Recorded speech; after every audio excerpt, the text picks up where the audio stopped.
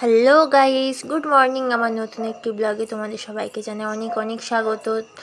তো আজকে কিন্তু ঘুম থেকে উঠতে অনেকটাই দেরি হয়ে গেছিলো, তার কারণটা কিন্তু সবার লাস্টে আছে, ওটা টুইস্ট। তো সকালের বাসি কাজ সেরে কিন্তু আমি তাড়াতাড়ি করে স্নান করে নিয়েছিলাম, কারণ আমাদের বাড়িতে ছিল আজকে লোকনাথ পুজো।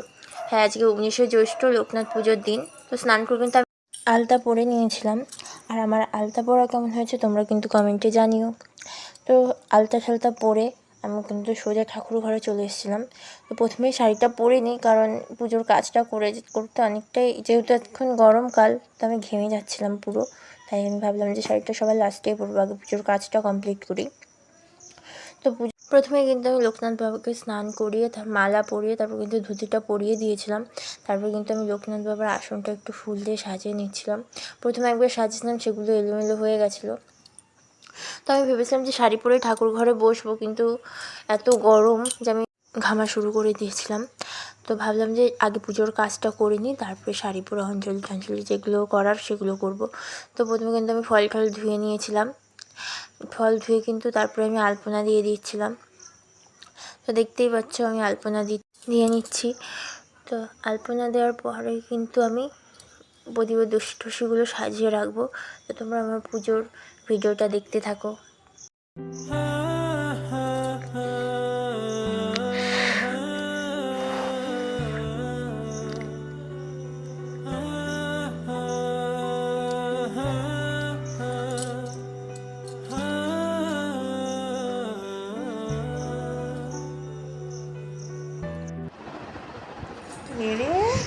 এই পুচকুটা কিন্তু আমাদের বাড়িতে এসেছিলো, শুধু ও না, আরও অনেক পুচকুই কিন্তু আমাদের বাড়িতে এসেছিলো।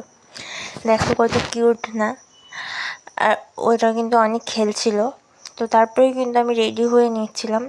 তো বেলা কিন্তু অনেকটা হয়েছিল, ঠাকুরমশাই আসার টাইমটা হয়ে গেছিলো। তো আমি রেডি হতে হতে কিন্তু ঠাকুরমশাই চলে এসেছিলো। তো তোমরা কিন্তু এবার পুজোটা দেখে নাও।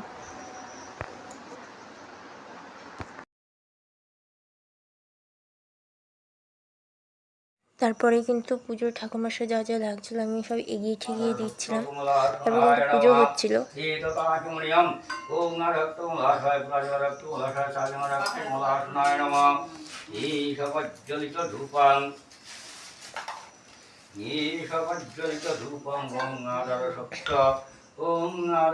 কমলাসনায় নমঃ ঈশ দীপঙ্গরক্ত কমলাসনায় ঈশ পঞ্চঙ্গরক্ত কমলাসনায় নমঃ ঈশ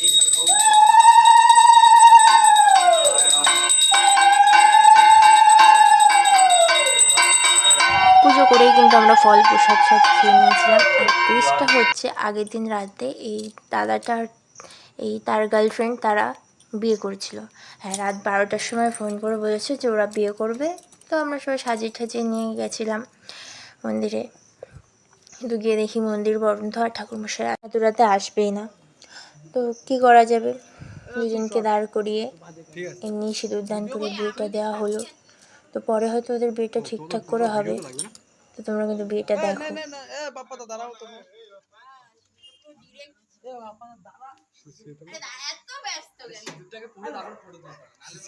তুই পড়া হাতে দিয়ে সেটা ভিডিও হবে নাকি?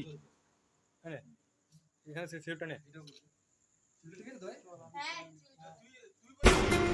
স্বপ্ন যেন পেল ভাষা, সত্যি হলো মনের আশা, থাকবে চিরদিন এ ভালোবাসা। ও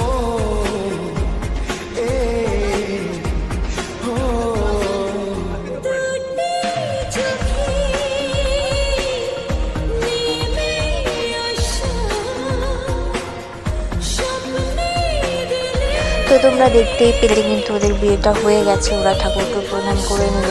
তো তারপরে কিন্তু আমরা বাড়ির দিকে রওনা হয়ে গেছিলাম। আজকে এইটুকুই, বাই বাই, দেখা হচ্ছে পরের ব্লগে।